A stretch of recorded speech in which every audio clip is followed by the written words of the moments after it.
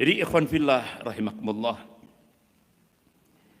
apa kira-kira problem umat kontemporer kekinian, lebih khusus di Indonesia? Ini yang paling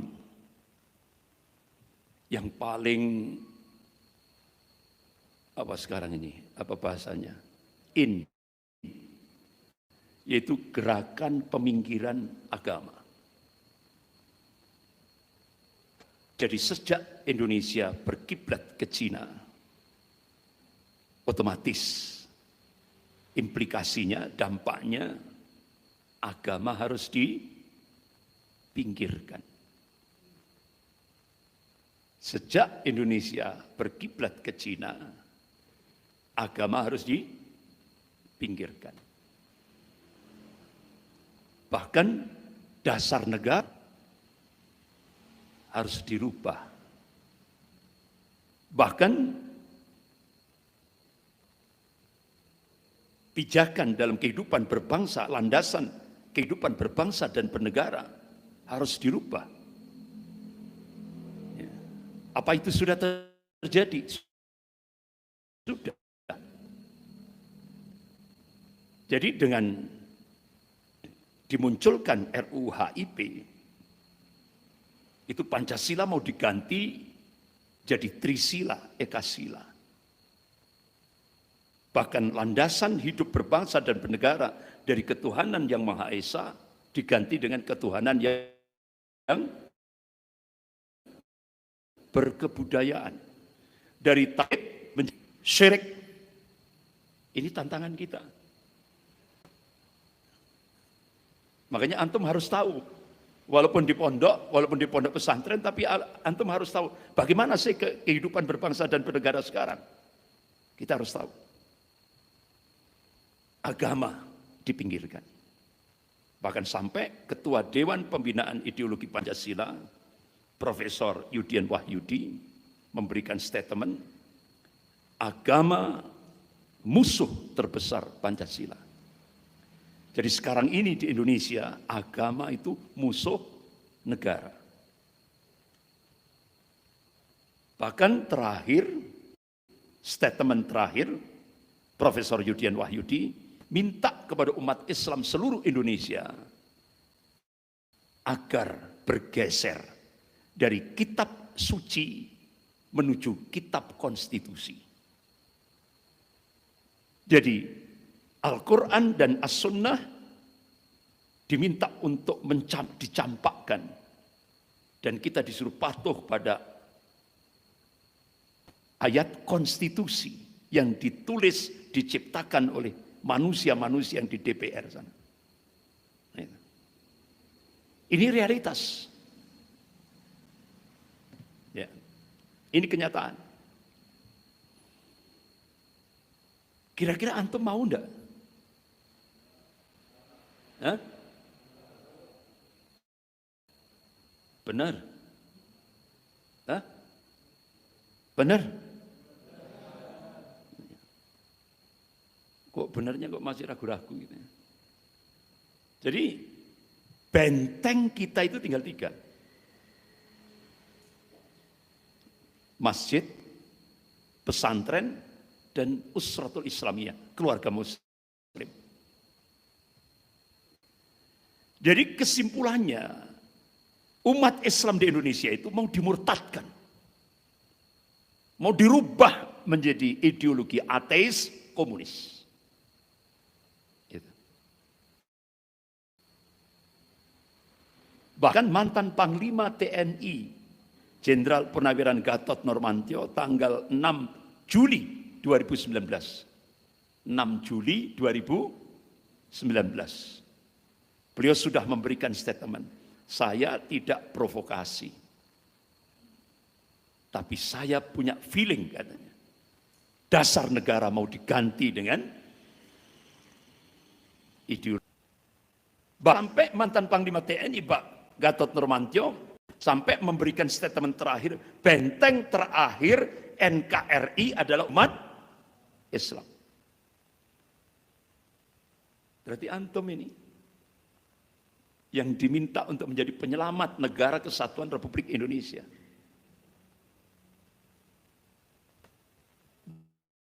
Bahkan kita cukup kaget sekali. Jadi ternyata Pak Gatot Nurmantio ini benar.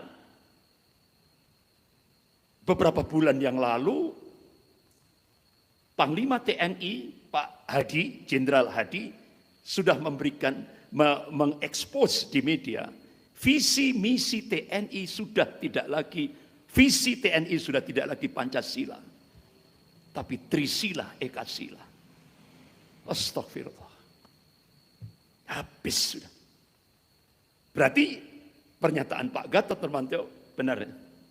Benteng terakhir tinggal umat Islam. Ini.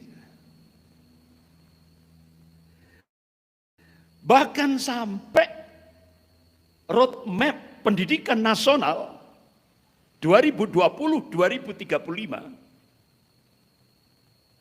sudah tidak ada lagi agama. Sehingga akhirnya dua ormas besar di Indonesia, Muhammadiyah dan Majelis Ulama Indonesia Pusat, bertanya kepada Mendikbud Pak Nadiem Makarim, apakah 15 tahun ke depan ini generasi Indonesia akan dijadikan sebagai generasi ateis komunis? Sampai sekarang belum ada jawaban. Karena roadmap-nya sudah dipublis di media. Tidak ada lagi agama. Benar-benar ini ujian berat bagi umat Islam di Indonesia. Berarti nanti tidak menutup kemungkinan ke depan menyekolahkan anak-anaknya ke pesantren. Kenapa? Semua lembaga pendidikan nasional tidak ada agama. Sudah tidak ada lagi agama. Jadi yang bertahan pesantren, masjid, dan keluarga muslim. Benteng kita tinggal 3. Itu. Ini nyata. Kemudian yang kedua, problem umat kekinian, kontemporer, penggelapan sejarah semakin masif. Bahkan yang ngomong ini tokoh. Dia bisa ngomong tidak ada Indonesia kalau tidak ada Cina. Jadi sekarang Cina jadi pahlawan. Bahkan yang cukup mengagetkan kita, di Taman Mini Indonesia ini monumen Laskar Cina Poh Antui yang meresmikan Menteri Dalam Negeri Pak Cahyo Kumolo. Waktu itu, kan sekarang Pak Tito. Dulu Pak Cahyo Kumolo. Nah ketika menandatangani ini tadi, ketika menandatangani, itu kanan kirinya semuanya 9 naga. Orang Cina semuanya. Konglomerat Cina semuanya. 9 naga.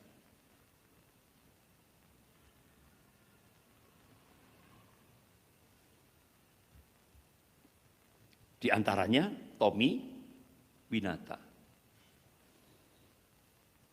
Jadi Pak Cahyo Kumolo dengan meresmi Laskar Cina Poh Antui ini mengingatkan bangsa Indonesia itu wong sawo mateng. Ya. Sawo mateng kan ini. Cina apa sawo mateng? Astagfirullah. Akhirnya budayawan di Jakarta, pakar-pakar sejarah di Jakarta marah. Dibukalah sejarah itu. Jadi ternyata Laskar Cina Poh Antui itu diciptakan oleh penjajah Belanda untuk memata-matai pribumi. Di lapangan, Laskar Cina Poh Antui itu membantai pribumi, memperkosa wanita-wanita pribumi. Manakala ada pribumi yang tidak mau membayar upeti, dibunuh dengan cara-cara yang biadab. Nah sekarang jadi pahlawan. Astagfirullah. Zaman edan. Nek ora edan, tuman. Jadi sekarang ini harus jadi orang gila dulu. supaya dapat jabatan. Jadi kita dibikin dungu. Sampai mantan rektor ITS, Pak Profesor Muhammad Daniel Rosyid, ketika bertemu dengan saya di hotel Suite Ijen Suite Hotel, Ustadz Andri, kita sekarang ini dipaksa untuk jadi orang dungu. Orang dungu itu orang bodoh. Jadi kalau 4 tambah 4 itu kan 8. Jadi sekarang di Indonesia kita dipaksa 4 tambah 4 10. Jadi kita dipaksa jadi dungu. Sudah tidak kanggo, ilmu itu sudah tidak kanggo. Inilah yang terjadi. Ya. Terus saya sempat ditanya oleh Dr. Abdullah, dosen UB. Ya, dosen UB. Dosen UB itu tanya ke saya, Ustaz, ya kan? Akhirnya saya jawab ini. Ini dalilnya.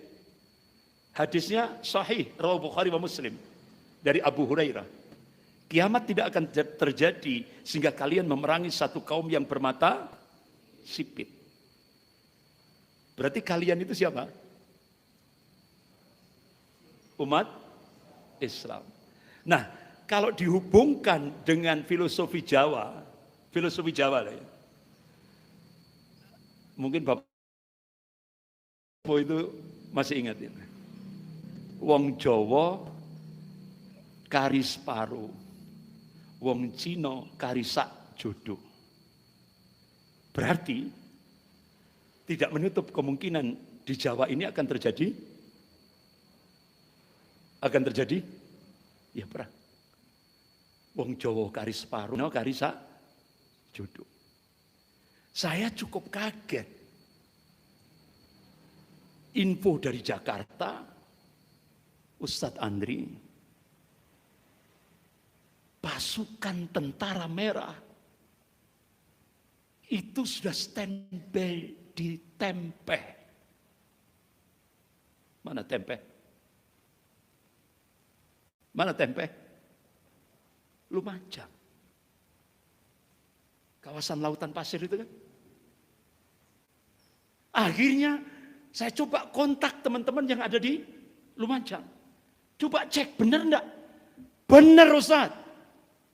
Tentara-tentara merah bermarkas di Tempeh. Dan itu info dari Jakarta menginfokan. Itu kalau di tombol itu pergerakannya nanti menuju Malang, Probolinggo, Jember. Wallahu khairul makirin. Mereka membuat makar, tapi Allah balas makar mereka dan Allah sebaik-baik pembuat makar. Allah letupkan gunung Semeru. Wah, akhirnya pasukan tentara merah yang ada di Tempeh langsung dievakuasi. Sudah, wassalam. Selesai. Jadi Allah sendiri yang mengusir. Allah sendiri yang mengusir. Nah, itu. Jadi kita cukup kaget. Kita tidak tahu masuknya dari mana. Tentara merah. Nah, jadi makanya antum semua harus ikra, baca realitas kehidupan. Bahkan saya diminta oleh Bapak Mayor Jenderal Budi Sujana Purnawirawan untuk ikut memperkuat kepengurusan gerakan bela negara di Jawa Timur. Jadi saya diminta untuk ikut masuk di kepengurusan gerakan bela negara yang dikomandoni oleh Mayor Jenderal Purnawirawan Budi Sujana.